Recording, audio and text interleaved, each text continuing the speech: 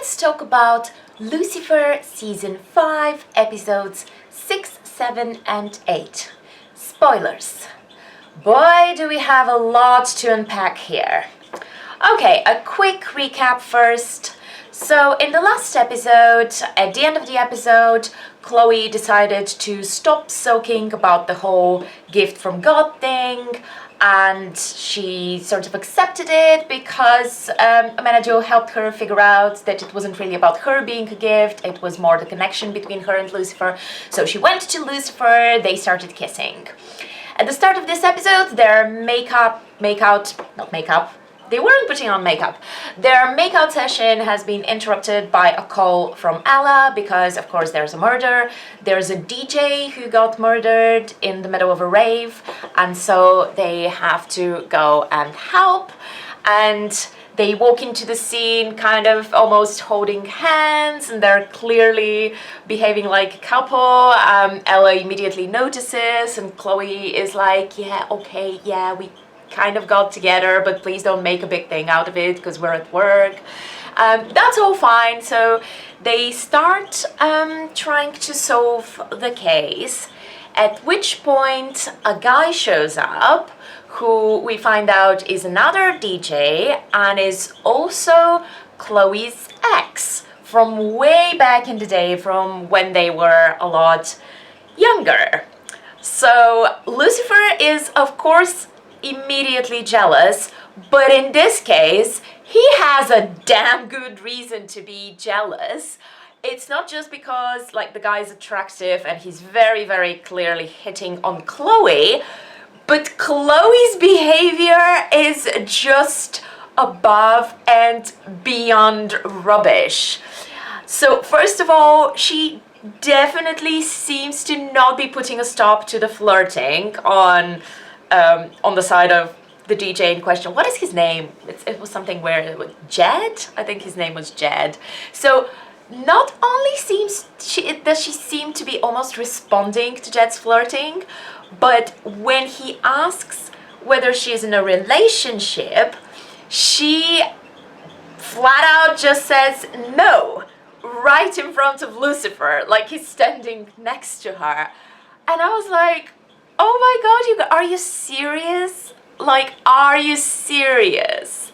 There is literally no excuse for this. There is no excuse. If you didn't want to just immediately say, yeah, I have a boyfriend, because I honestly don't know why you wouldn't say that at this point. You know, I thought you going to him was like, okay, let's give this a go. If you said, let's give this a go, then you are boyfriend, girlfriend. Like, it might not work out, but this is what you are. But even if you didn't want to put a name on it, or even if you were like, oh, it's complicated, or even if you didn't want to talk about it at work, there's a million other things that you could say other than just saying, no, I'm not in a relationship, totally single, it's fine.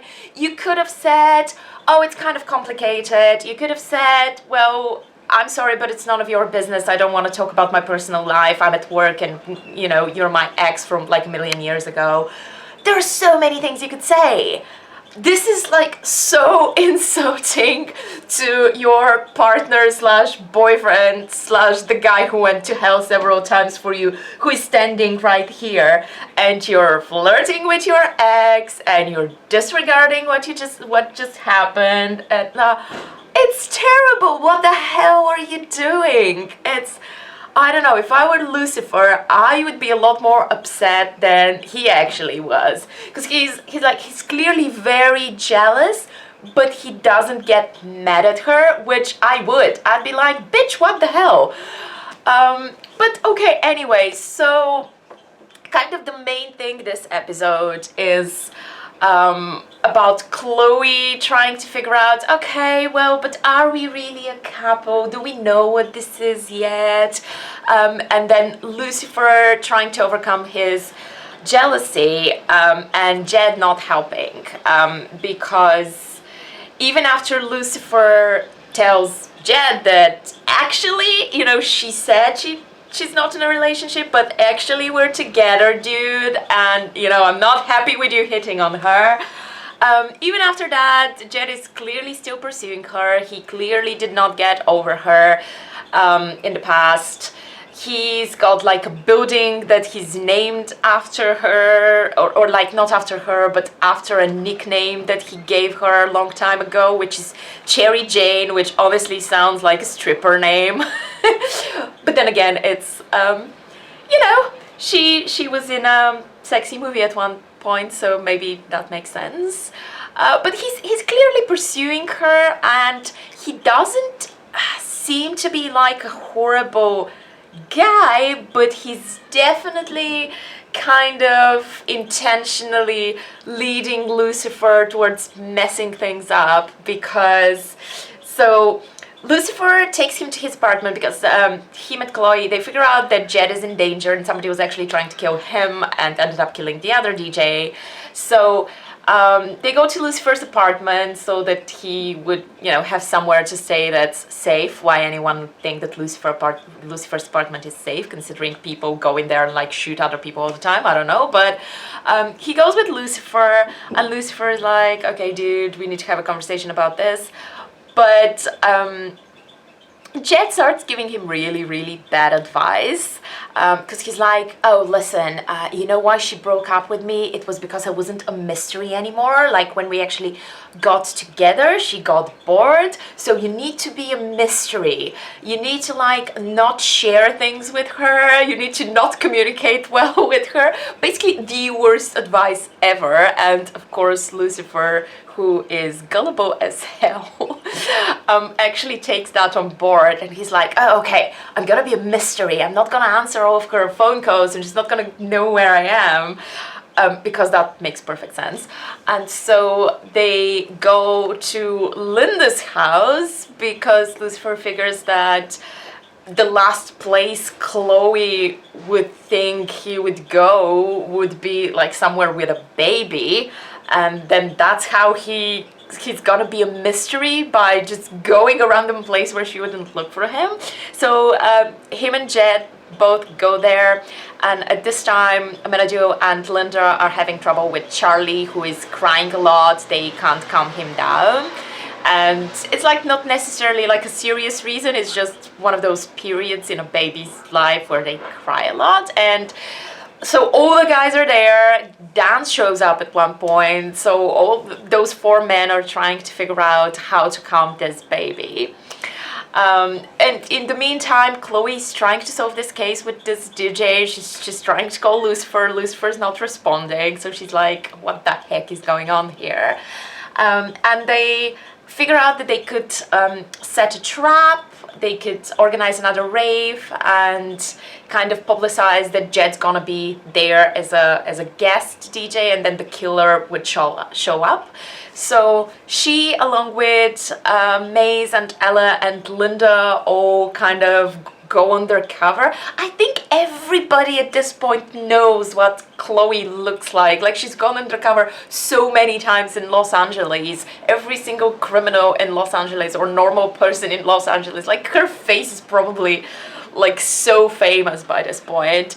But anyway, nobody recognizes her. So the four of them kind of go together to this rave to catch this killer. While this is going on, Maze is still going through her personal crisis. So her goal now is to find a soul so that she can find a soulmate, which it's very clear where this is going. Like, at the end of this whole series, somebody's just gonna go, hey girl, you know, you actually have a soul. Like, I don't know what you think that means, but like, you clearly have a, like, what even is that? Like, you have it, it's fine. But anyway, she's trying to find a soul. Lucifer is being a douchebag because obviously he can't lie, but he also doesn't have a whole lot of tact. So anytime like she's trying to get any help from him or any emotional support or ask him about it, he's basically just like, oh well, you're a demon. Actually, I think that happens in a later episode. But anyway, like, he's not being very supportive. So she's still kind of pissed at him. But she's looking for a soulmate. Or she's trying to figure out how to be nicer so that she can find more friends or whatever. It's just Maze is dealing with stuff. So in this episode, she's trying to pretend to be Ella because Ella is so nice and, you know, people like her so much. So we've got an episode of Maze copying Ella, which is kind of really fun, and like the actress does it really well. So she's doing that while everybody else is looking for the killer. In the meantime, back with the boys who are trying to calm the baby down, Jed actually manages to sneak out because he wants to, I don't even know why, like he's clearly bored and he doesn't care about his life, so he wants to go to that rave and show up. I don't know what his deal is, because that seems like a very stupid decision. But basically he gives Lucifer the slip and he goes to that rave party thing. And it's a minute before they realize that that's happened. And Dan, who knows Jed from before, is like, that is pretty cool for most of this episode until the end. Because as soon as Jed shows up, he's with Lucifer and he's like, oh yeah, that guy, I was really jealous of him too, because he's so perfect. I mean, what an asshole. So he's kind of like the more experienced, yeah, dude, I can see you're jealous. I know why, it's fine, I went through this. So that is pretty cool. And at one point he's like, yo, Lucifer, he's totally playing you. Can you not see that? Like, he's absolutely played you. You've been an idiot. Like, don't listen to him. That's stupid. Go and talk to Chloe. I really like Dan being like supportive of this relationship at this point, because he's just gone, the two of you together, fine. I'm just gonna, you're kind of a bro now. Like, we've kind of worked out some of our differences, so I'm just gonna try to help you. Like, don't do that. What you're doing right now is stupid. So he's like, you've been played. You need to stop listening to Jed, it's fine. So Lucifer gets really mad for a second and shows his devil face, and then the baby stops crying. So that's kind of the funny little thing this episode. It's like, apparently Charlie really likes Lucifer's devil face and it calms him down. But at that point, Dan is like, okay, I'm gonna go find Jed. And Lucifer stays to kind of keep the baby like calm and sleeping and not crying. And at this point, that's kind of towards the end of the episode. So things are wrapping up at the rave. The girls have, so they think that this woman who's been messaging Jed a lot and seems really obsessed, they think that she's the killer, but actually it turns out it's her husband who's really, really freaking jealous. So Jed shows up, the husband shows up as well with a gun, he's about to shoot him, and then Chloe takes her gun out and makes a big speech about, hey, you should talk to your wife and you should communicate with her and you should tell her how you feel, because even though she can sometimes be maddening, and even though, you know, you can fight and it doesn't always work out the way you want, you still love her, so she can be incredible and all of that sort of thing. She's clearly actually talking about Lucifer, because these people can never separate their work and their personal lives. Every case is always about their like personal issues. So she gives this huge big speech and she convinces him, and they catch him, and Jed is like, hey, you were not really talking about the case where you were talking about Lucifer. And she's like, yeah, I guess, but like it's complicated, I'm not sure. And he, actually being a decent guy, is like, you didn't sound unsure, like that sounded like you were in love with him. And Chloe's like, yeah, I guess that's right. So back with the boys, Lucifer is in his like devil get up and with his devil face is kind of, you know, trying to get Charlie to sleep.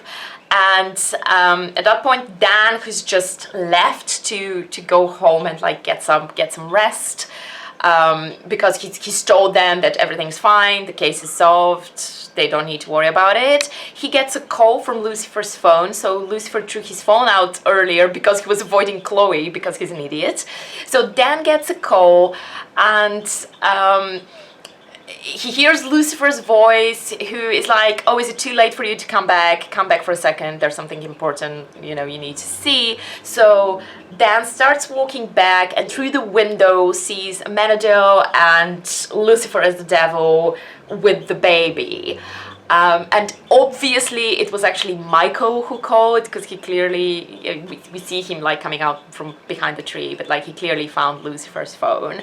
And Dan's reaction here is a little over the top, because honestly, okay, imagine this situation, like you're walking back and you see, like, through the window, you see Amenadiel and, like, the baby, both of them, like, the baby looking fine and Amenadiel looking perfectly chill. And, like, a man, because he's not recognizably Lucifer, I guess you recognize the suit. But, okay, even if you recognize the suit and you're sure that's Lucifer, basically with a scary face. Like, my first conclusion would be like, oh, maybe this is a mask, they're maybe trying something out, maybe Charlie likes masks, or maybe I'm seeing things, or maybe I hit my head. He like immediately reacts. It's like, it's immediately clear, oh, this is Satan over there, which doesn't make any sense. Like, that's a huge leap to make. I would walk into the house, or I would, even like if I'm really that scared and it's that scary, okay, maybe what we're seeing in the TV show is not, like, you can't represent it, but actually it's a lot more terrifying. Even if that's the case, I don't think that's the case, because then people would be more terrified when they see it, and Chloe hasn't reacted that much. But even if that's the case, I would like watch for a little longer to see what's going on. Is he trying to hurt the baby, or what the heck is happening? Or, you know, it's not like he knows that Amenadiel is an angel, so why does he think Amenadiel is not reacting? It's just this whole situation, we're taking a shortcut because we don't have time to make it make sense. But Dan is like immediately absolutely terrified and in shock, and he drives off in his car, and, you know, it's clear that this is like a really bad thing. And then Lucifer goes back home, and at this point he's realized that, okay, I've been an idiot, we should just communicate, and he's about to go and look for Chloe, because they've been trying to like get back together for like this whole episode, but circumstances keep get back together isn't like in the same space alone, just so they can like talk, but circumstances keep preventing them. So this is now late at night, and he's about to go looking for her, but she shows up in the penthouse, and she's like, hey, listen, I'm sorry, I shouldn't have said that. Damn right you shouldn't. I shouldn't have said we weren't in a relationship. You know, I want to be with you, all of that sort of thing. And he's like, yeah, no, I apologize as well. It was stupid of me. I should have been there, blah, blah, blah, blah, blah. They have a grown-up adult conversation. It's actually mildly, not annoying, but like this relationship now, it doesn't seem like a real relationship. It seems like a kind of a handbook for how to have an adult relationship. It's like, and then if this happens in this situation, when there's a misunderstanding, then you go back together, and then you talk like this, and you know, you share how you feel. It's like, it's not necessary. It doesn't feel like something that real people would say in this way, but the dialogue seems like it's taken out of like a how to do relationships sort of book. But anyway, they have that conversation, and then finally, because honestly it's been way too long, Chloe's about to leave, and I was like, did she honestly just go there for like a 1-minute conversation and now she's about to leave? But not, of course. Like, she turns back and they like run at each other and start kissing and do the deed finally, because honestly at this point it wasn't healthy. Like, it's not like they've been dancing around the issue for like I don't know how many years at this point. It's just, do you even, you gotta do it at some point, unless you're asexual or something, in which case you don't. But like, if you want to have sex with that person, like the longer you delay, the weirder it gets. So okay, so they finally do that, and that's how the episode ends.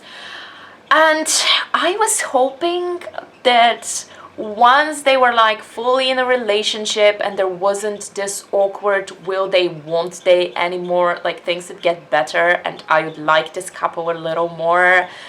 Honestly, it's the opposite, because then at the beginning of the next episode, I'm sorry, I gave up. I tried. I tried.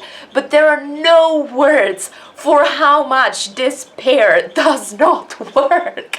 Like, they don't work. There is like negative chemistry. And they're trying to be cute. And they're doing things that on paper should work, and I should be like, oh, they're so sweet together. No, it's so awkward. Like, they're waking up together and they're having the morning pillow talk and they're like messing with each other and like tickling each other, and it should be like really cute.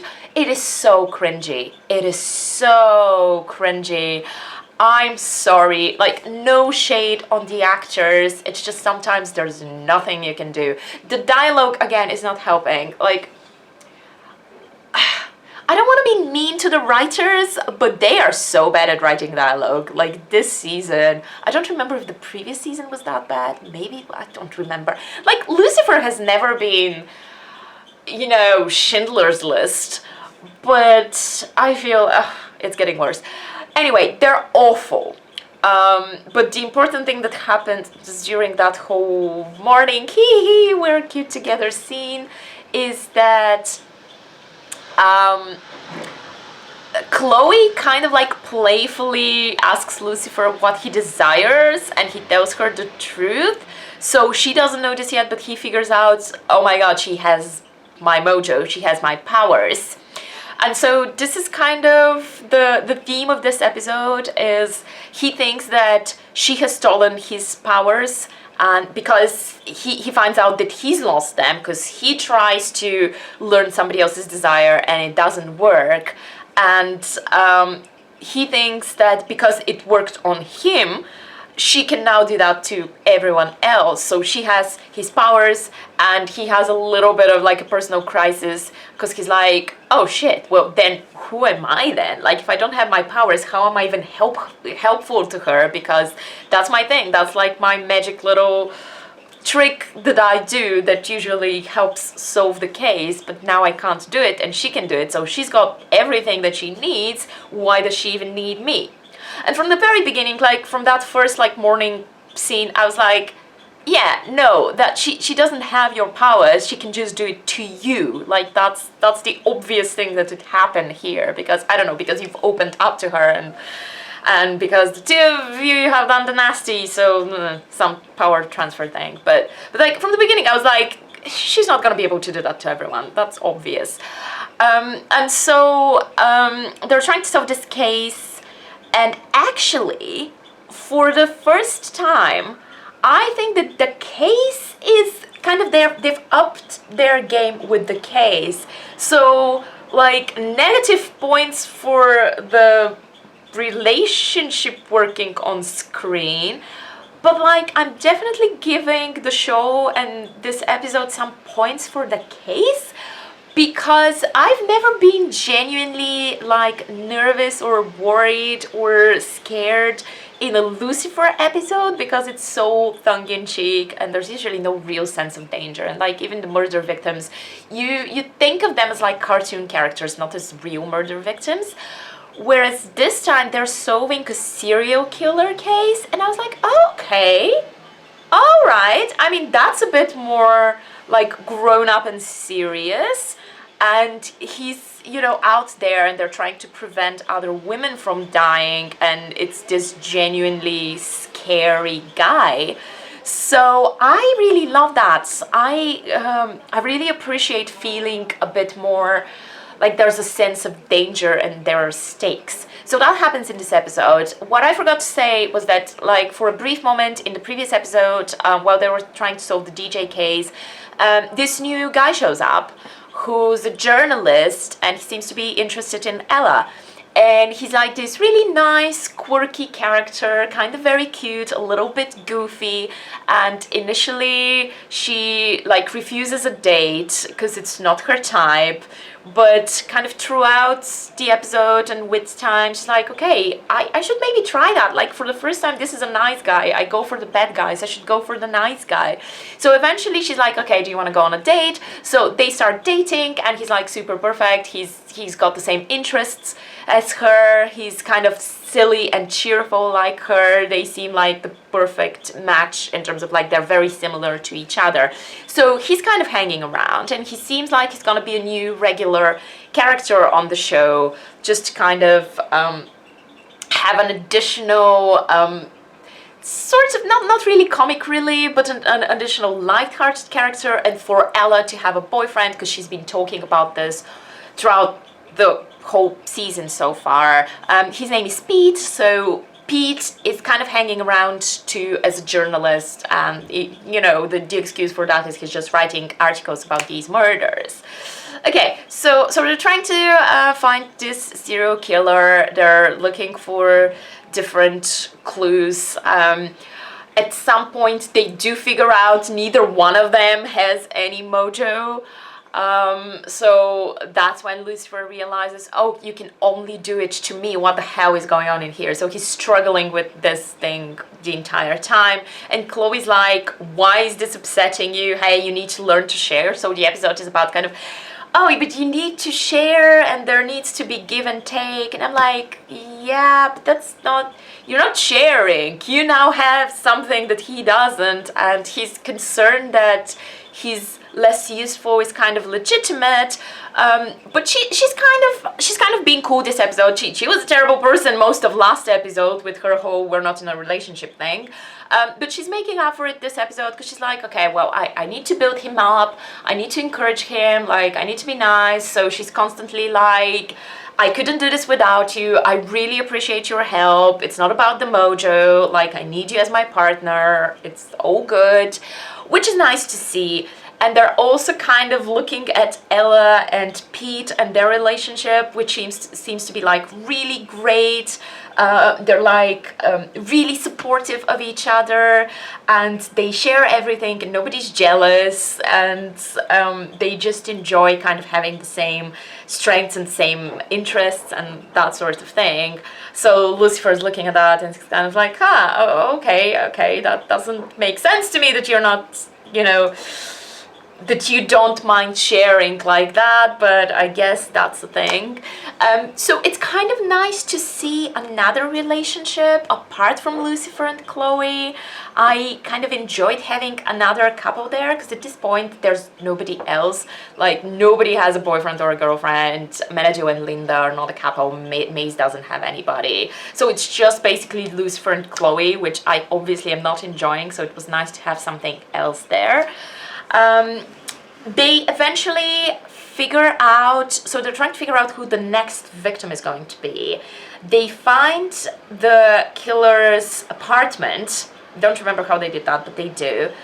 And in it, they manage to find information that kind of gives them a clue about who the next victim is going to be. And they realize the next victim lives in the same like block of flats in the same building.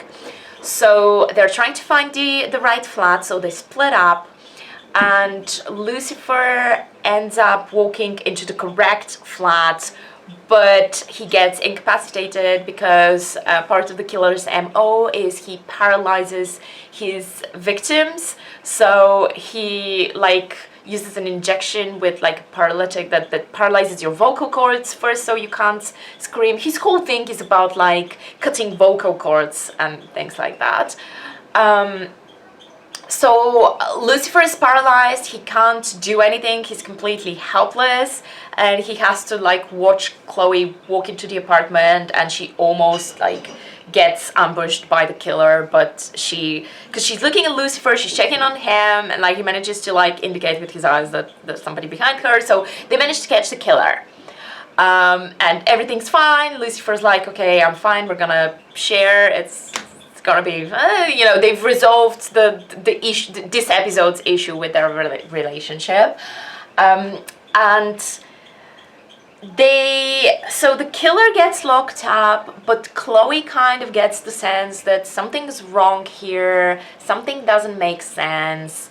So at the end of the episode, she's in Lucifer's penthouse. She's got all the case files in front of her, and she's like, hey, listen, I want to kind of share with you two, and maybe we could I'm not gonna separate my personal and professional life so much anymore, so I'm here, I'm in your flat, and I'm gonna be working in the case, and I thought this could be our new normal thing. We're just gonna work together. And Lucifer's like, yeah, that sounds cool to me, that's great. And that's kind of where we leave it. And then sorry, no, that's not where we leave it. That's not the end of that episode. I thought the next thing happened at the beginning of the last one, but no. So at the end of this episode, oh no, oh gosh, I missed a major bit. Okay, anyway, so Lucifer and Chloe are all happy in his apartment, like being a couple. A little bit before that, I completely forgot about this scene because it was so... Actually, it was like a very good scene in terms of like acting, but okay, rewind, I'm sorry. Before that happens, Dan, who has been so upset by learning that Lucifer's the devil, even though it doesn't make sense that he would be so easily convinced that Lucifer's the devil, is now at Charlotte's grave. Charlotte still like pops up as like a name in the show, which is nice. It's nice to not completely forget about that character. He's still grieving for her. So he's at her grave, and he's crying, he's really upset because he thinks that he's going to hell, and he's just learned that hell is real, and he's scared for his soul, for what's going to happen when he dies. He's scared for Chloe, he's scared for Trixie. Basically, he's terrified because not only is he immediately convinced that Lucifer's the devil, but he's also immediately convinced that he's evil. Which, see, I hated that. Because Dan, throughout the last few episodes, has had this great like character growth where he was actually really cool and really chill, and I was like, you go, man, like you don't deserve to always be the one that everybody walks all over and the one that always gets everything wrong. And he's got qualities and he's a good guy, and like Chloe was in love with him at some point. He doesn't deserve to be treated like this by the show and by the writers. And what would have been a lot cooler would have been if Dan, who now knows Lucifer, he's known Lucifer for like years and years, if he'd been like, okay, like this is really weird, like scary and concerning, but like I'm divided because I've spent time with this guy, I've seen him do good things, like we're bros. It's very difficult, even in real life, even if somebody turns out to be a bad guy, you don't immediately accept that. Like even when it's true, you don't immediately accept it. You're like, no, I can't believe that. Like I know them, I've spent time with them. They're not like that. I would have rather, I'm fine with him kind of being split and having doubts, but he's just immediately like, oh my god, Lucifer is evil, he's gonna kill everyone, he's the devil, I'm scared for Chloe, I'm scared for my daughter, he's gonna torture my immortal soul in hell. It's just so immediate and it's just so stupid. And then while he's at the grave, Michael shows up with his wings in broad daylight, and he's like, yo, I'm Michael, I'm Lucifer's twin brother. That is still dumb. And like, I'm an archangel, I'm super good, and like, you need to destroy Lucifer, hey. And so clearly under Michael's influence, now going back to the scene where Lucifer and Chloe are in his apartment and they're like being cute. Clearly under Michael's influence, Dan walks into the apartment and is like, I'm sorry, I need to kill you, and shoots Lucifer. And that's how the episode ends. And I'm like, what? Really? What have you done to this character? He does not deserve this. I need to like create a hashtag with like, I don't know, save Dan or justice for Dan or something. He's why? Why is he always like almost the Peter Pettigrew of this show? He's like always a coward and always makes the wrong choice, and it's like, I like Dan.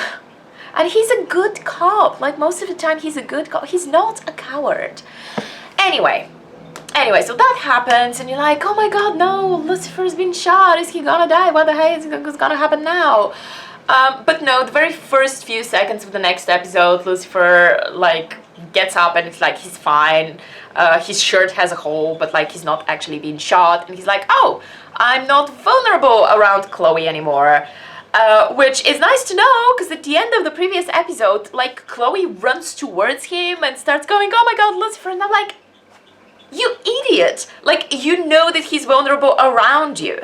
Run the hell out of the building so he doesn't die. Like, what are you doing? But no, he's fine. And they try to explain to Dan, Chloe's a little too patient with him, because I'd be like, you just nearly murdered someone who hasn't done anything to you. But she's like, oh shit, well, Dan, I know that you're really upset. I was upset when I learned, but actually he's a cool guy, he's fine, you know, you need to cool down, you need to chill. And I'm like, he just shot somebody. Like, he just shot somebody. He could have been like a crazy person who was only imagining that this was the devil. I don't know, like, you should be more upset with him. But I guess it's nice that you're understanding. So they like try to explain to him what's going on, and Dan is like, I can't deal with this, and he just fucks off. So now the new issue is, okay, well, Lucifer is invulnerable now, so what does that mean? And Chloe is starting to have doubts, because if before he was vulnerable around her because he was choosing to do that and he loved her and all of that, what does it mean now that he's not? Does that mean he doesn't want to be vulnerable around her anymore? Does it mean he doesn't love her? All that sort of thing. So, you know, doubts and drama. While they're trying to deal with all of this, the serial killer that they caught, Chloe's still sensing that there's something off about him. So eventually she like gets a clue. I don't remember how she figured this out. I don't remember. I was distracted by the drama. But she eventually figures out that something doesn't match up with the victims. And usually I think it was the fact that usually serial killers start with somebody that they know, and then they continue killing, like using similar methods. They keep killing other people. And she figures out that this is not what happened, like something with the victims doesn't match. And then eventually they go to talk to the serial killer that's like in jail. And eventually they figure out, okay, this guy is actually not exactly the real thing. Like, he's still a killer. He killed one person. He tried to kill a second one. But actually he's just a copycat, and the real killer is still at large. Which, again, like, I love this case. I love this case. This case is genuinely like a real crime series case where you're scared and you're worried, because when the villain is like a celestial being or like a demon, I'm always like, I mean, it's not really scary, because it's like, it's the same reason why fantasy violence doesn't give you a high rating for your movie or for your TV show, because it's like fantasy violence. You don't, like, your brain doesn't see it in the same way. But with this serial killer, I was like, okay, this is genuinely scary. Like, this is worrisome right now. So yeah, Chloe keeps insisting that there's a real, or rather another killer who's still out there. He's gonna keep killing, he's not gonna stop, and she wants to catch him. But in the meantime, Lucifer's kind of there, but he's being distracted by wanting to have his revenge on Dan for shooting him, which honestly I can't really blame him for, especially since he's being like super mild about it. He's like, I'm gonna play a prank on him. I'm not gonna like beat him up. I'm not gonna try to kill him. I'm not gonna do anything like truly horrible to him.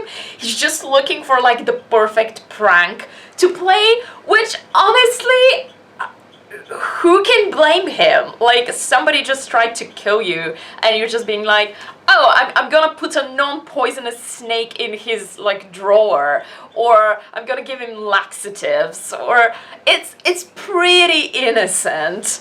But he's a little too obsessed with that, and he's not really paying attention to what Chloe's doing, which is not a great idea because, again, serial killer and people are in danger. So, you know, it's Lucifer being a little too childish. So Chloe, however, kind of keeps pushing it and working on it. She really wants to solve this. So she eventually finds some clue and some information which will lead her to like more clues. She hasn't figured out who the killer is yet, but like she's found something that will help them. So she calls Lucifer, who at this point he's run off, and like he's devising the perfect plan for revenge on Dan, and he's got like a whole whiteboard with drawings about it. So she tries to call him to tell him, hey, I've got something, this is important, meet me at this place. And just as she's making the call, somebody kidnaps her. Like somebody is in the apartment and either hits her head, or I don't remember what they did, but she's getting kidnapped and you can hear it on the phone call. Lucifer doesn't even like immediately get the phone call because she's leaving a voicemail because he's too distracted with his plans. So at this point, I was like, oh my god, this is amazing. I'm actually worried about Chloe. Like, this never happens. I'm actually scared about Chloe because I could see it kind of going darker. I could see her getting killed and maybe going to heaven, and then he can't be with her because he can't go to heaven or something like that.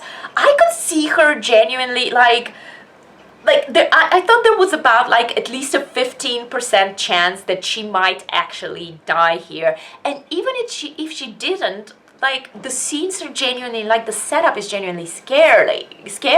Like, it's a serial killer who cuts people's voice boxes and like ties them up with like bunches of lilies, and it's just scary and creepy.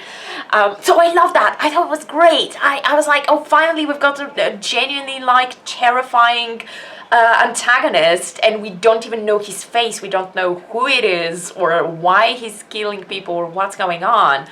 So Lucifer eventually gets the voicemail and he's like, oh shit, I've messed up. This is horrible. Chloe's kidnapped. So he and Tala go to the crime scene, which in this case, Chloe's apartment. And the one thing that I didn't like about it so much was that they don't seem scared enough. Like, they really don't. Usually, if somebody's like taken by a serial killer, because they figure the killer probably figured out that Chloe found something out, and like that's why he took her. Usually, the victim is dead within like an hour, like very, very quickly, and it's been hours at this point. And like, they're worried. You can see that they're worried, but it doesn't seem like they're thinking, "Oh my God!" Like, there's a huge chance that Chloe has been murdered. That's not what it feels like. It just seems like, oh, we're on a clock here, we need to hurry up, but she's definitely alive, she's definitely out there, we're definitely gonna find her. And it also doesn't feel like they're trying to tell themselves that to kind of just keep their heads. It feels like that's how they're really thinking, and it doesn't make sense, because I'd be like, oh, she's dead, she's super dead. But so the cool thing about this episode is that they don't have Chloe, so somebody else has to solve the case. Dan is useless because he's still like in shock from the whole like thing, and Lucifer's like, okay, well, I have to be the detective right now. I have to use what she's taught me. And that's what he does. Like, he actually does it in like the real police way rather than using tricks and gimmicks. So Lucifer is actually doing a really good job at looking for clues and playing detective and solving the case in like a very orderly manner. Ella's really impressed with him because he's got like a whole wall with the suspects and like victims and, well, not suspects because they don't have any, but like the victims and the connections between them. So he's really working on it. And she's like, oh, okay, you know, there's hope, we're gonna find her, it's gonna be okay. They do end up finding another dead body, so a different victim whom there's a tense moment where they both think it is actually Chloe because they can see the back of her head and they're like convinced it's going to turn out to be Chloe, and then they turn her around and of course it's not. It's actually somebody who died earlier because the bodies have decomposed. Throughout this whole thing, again, like I really wanted them to be more panicked and more frantic, and considering that Lucifer is supposed to be so in love with Chloe, she's the love of his eternal life, and he spent at this point for him thousands of years loving her, I really would have expected him to be more crushed by the possibility that she might have been murdered by this monster. And he doesn't seem to be. Like, he's worried, but not that much. I guess you could kind of play it off as he's trying to keep his head, but then if he had actually found her dead, then he would have been completely devastated. Maybe. But I don't know, it wasn't convincing enough for me. But either way, so they're trying to solve the case. While this is happening, Pete, Ella's boyfriend, is still hanging around, like as a journalist, like he shows up at the crime scenes, and you know, he's writing articles, he's chatting to Ella, he's still being nice and great, and at some point he gives her a key to his apartment, which makes no sense for reasons that we're going to discuss in a second. But he gives her a key to his apartment and he's like, is this too soon? And she's like, no. And then secretly she's like, oh my god, this is totally too soon. We've been dating for 5 minutes. Like, this feels like a big thing. But she has a key now. And he's like, well, you can come and go whenever you like. And also at one of the crime scenes, he's like, okay, listen, just in case this helps, I've got a lot of files on this killer, a lot of notes and things, and maybe you could look through them, maybe it's gonna help to like find Chloe. And she's like, oh my god, that's great. And so she decides at one point to take advantage of that, and she goes to his place and he's not there, he doesn't appear to be there, so she lets herself in, finds the box of files, which is like on a table, and then near the table there's like a power socket or something like that. And as she lifts the box of files, like a little note floats out of it and gets stuck on the power socket. So clearly there's like air being sucked into the wall, which of course makes no sense. So she decides to investigate. And at this point, so I kind of predicted this twist. I was hoping that I was wrong. So the last episode, I kind of started feeling like maybe that's what they were going to do. So she kind of unscrews the power socket and the light is coming in from clearly what's another, like a secret room, and like behind the desk where the files were, she finds like a secret door, and she goes into the secret room that is full of bunches of bouquets of lilies and like syringes with paralytics. So obviously Pete is our serial killer, which again, I get it, it's a twist, it's a big twist.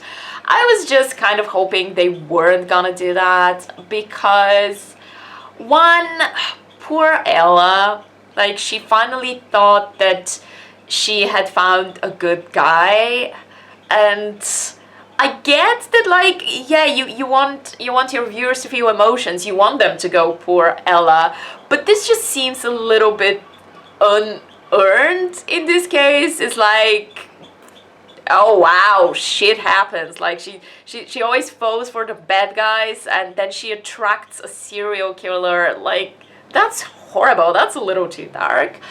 And then the second reason I wasn't very keen on that was because I thought that Pete could actually be like a fun character. And as I mentioned in this video already, I was enjoying having another couple besides Lucifer and Chloe. I thought that was nice. There was a nice little like contrast and dynamics and all of that. I would have been cool with Pete just being Pete, like the quirky, goofy journalist. And like journalists and cops are kind of like in TV series a natural combination, so they could have just kept him as a character. But he is a psychopath and he's a serial killer, so she realizes that immediately. She's like, oh shit, she gets out of there. And of course, at this point, he walks into the apartment as well. She kind of tries to cover up and, you know, not show what she's just discovered, but he sees that the socket has been tampered with. He figures it out, and he, of course, he's like, well, I wish you hadn't found that, and you know, typical serial killer lines, and he starts strangling her. At this point, it looked like she hadn't thought to get a weapon, and like she was just completely unprepared. Like, you go into a serial killer's lair and like you don't think that he might show up and try to kill you. So I was like, oh my god, this is so stupid, this makes me so mad. Like, girl, did you seriously not grab one of the syringes? But thank god it turns out that actually she did. So she stabs him with a syringe, and you know, he's paralyzed, so they catch him. I was like, okay, thank god, thank you for that, somebody with a brain, because this is what you would do, wouldn't it?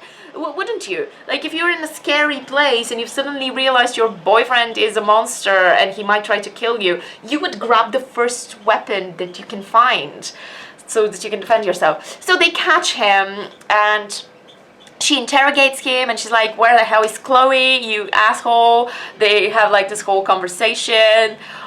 He is, at this point, Pete is showing that like he's a complete sociopath, so that's very obvious, and he's like, oh, I thought you'd be different.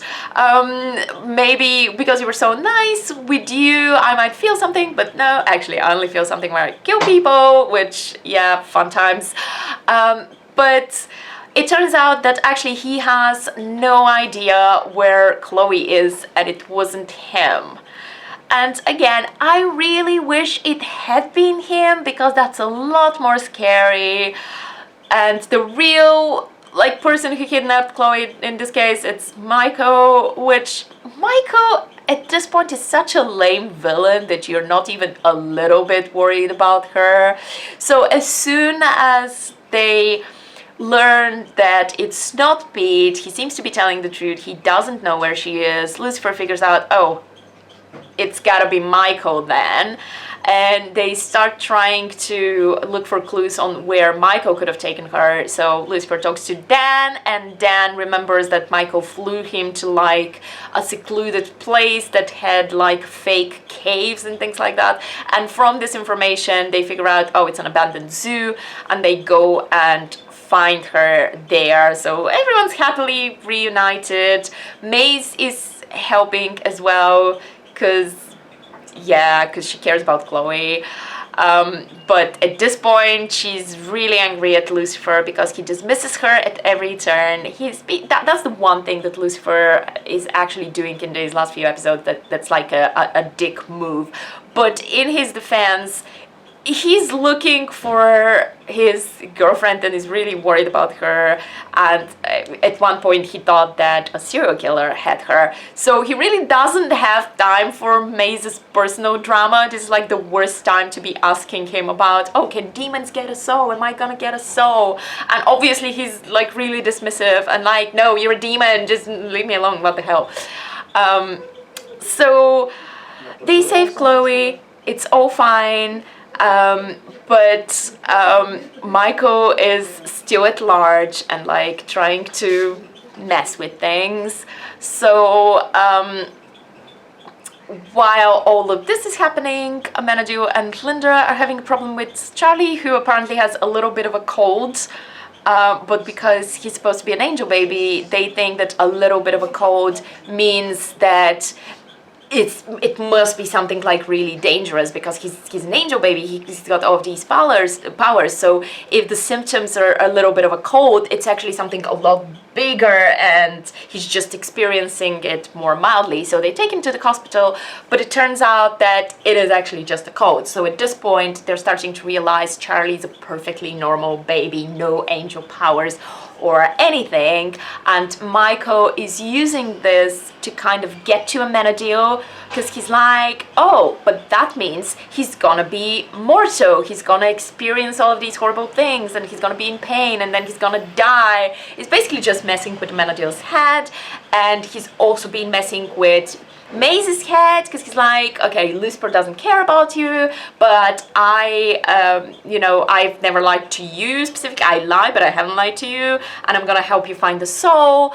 And so he's got Maze on his side now. So they're at the hospital, learning the news about Charlie. Everything's actually fine, because the doctor's like, oh, it's just a mild cold, your baby's totally fine. And Linda's like, that's great. And the manager's like, oh no, that's actually horrible, that means he's mortal. And Michael shows up as well. And oh wait, were they at the hospital or at they're at the precinct, aren't they? I'm confused right now. Oh yeah, they go. Everybody goes to the precinct. I don't remember why, but Amenadiel, who hasn't been able to freeze time forever, he's lost that power because Angel and like Lucifer's powers depend on like their headspace. So he hasn't been able to do that forever, but now suddenly he does, and like he doesn't even slow time down like he usually does. He completely stops it. So Michael shows up and he's like, oh dude, yeah, my plan worked. You're so scared that you've completely stopped time to protect your baby. And this happens in the very moment that Lucifer is trying to have a conversation with Chloe and to actually say that he loves her, because Chloe's going through all of these doubts, as I mentioned before, because Lucifer is not vulnerable around her anymore. So she's like, does he really love me? What's going on here? Does he even know what he wants? So she talks to him about it, and she's like, hey dude, you never said it actually. And he's kind of like, it's complicated, but like I totally do. And he's just about to say I love you, and then time stops and she's frozen, like everyone's frozen at the precinct. Michael shows up, all of that. So they start having a kung fu angel fight. So it's Michael and Maze against Amenadiel and Lucifer, and they're all really mad at each other. And while they're fighting, and like Lucifer and Amenadiel are even trying to save like the frozen people from being injured by Maze and Michael. In the middle of their fight, suddenly like there's this voice telling them to stop it, and then God shows up, which I don't know where I'm gonna wait for the second half of the season to tell you what I think about that. It could be okay, or it could be super, super lame, because, so first of all, he's a bit of a Morgan Freeman knockoff, which, I mean, it's fine, no shade on the actor, like, I'm sure he's great, but I just don't know, that's very risky. Like, actually inserting God into this is very risky.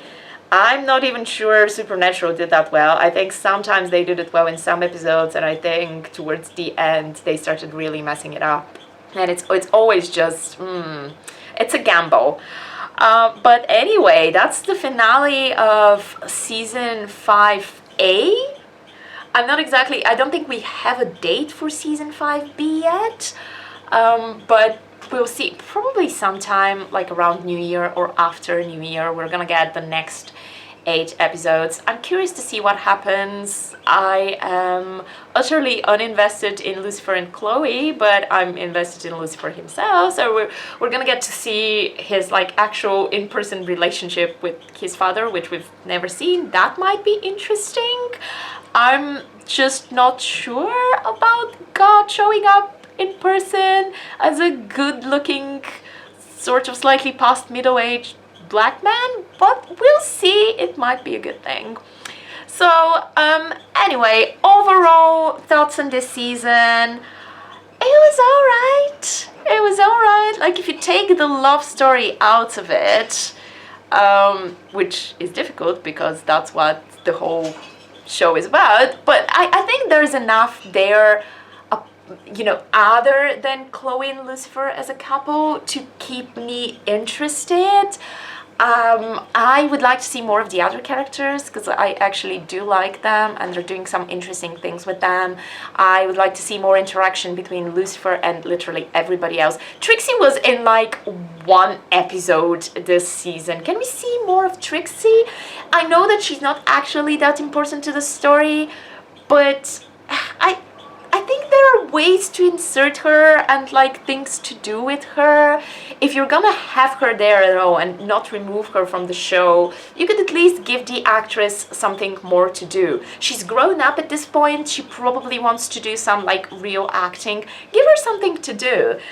You're trying to find storylines for the other characters, so why not Trixie?